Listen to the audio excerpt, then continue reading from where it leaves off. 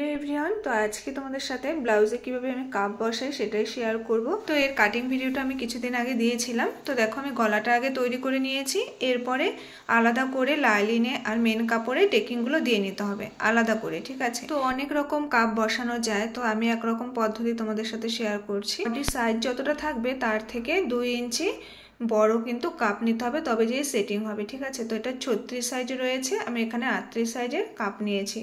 তো নিজেদের পয়েন্টের মাপ শোল্ডার থেকে বের করে নেবে, নিয়ে কাপটা 4 ভাঁজ করে নিয়ে তার মিডিলটা বের করে নিয়ে এইভাবে সেট করে নেবে, তাহলে কাপটা কিন্তু পারফেক্ট বসানো হবে, ঠিক আছে। এরপরে বেল পাটটা দেখো আমি উল্টো করে সোজা করে নিয়েছি। এরপরে ওপরের পাটে যেহেতু আমরা টেকিং দিয়েছি, তো বেল্টের পাটে তো কাপড়টা বেশি হবে, তো এখানে কিন্তু আমি ভাঁজ করে একটা চাপ সেলাই দিয়ে নেব।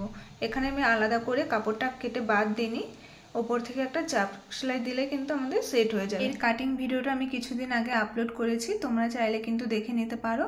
এরপরে ওপরে পাটের সাথে নিচে বেল পাটটা অ্যাটাচ করে নেব। আর এখানে কিন্তু বেল পাটে তোমরা লেস পাইপিং অ্যাটাচ করতে পারো, দেখতেও খুব সুন্দর লাগবে।